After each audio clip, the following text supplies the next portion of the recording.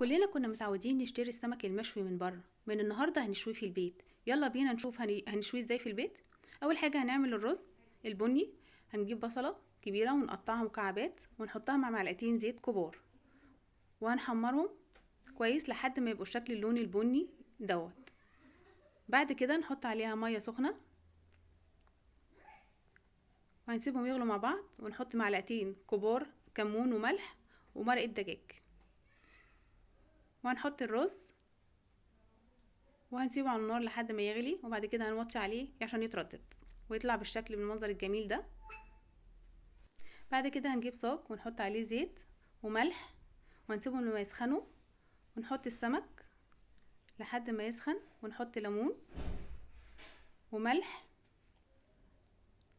ونرش الكمون ونسيبها لحد ما يحمر، وبعد كده نقلبها على الناحية التانية وهنطلعها بعد ما يتشوي بالشكل ده،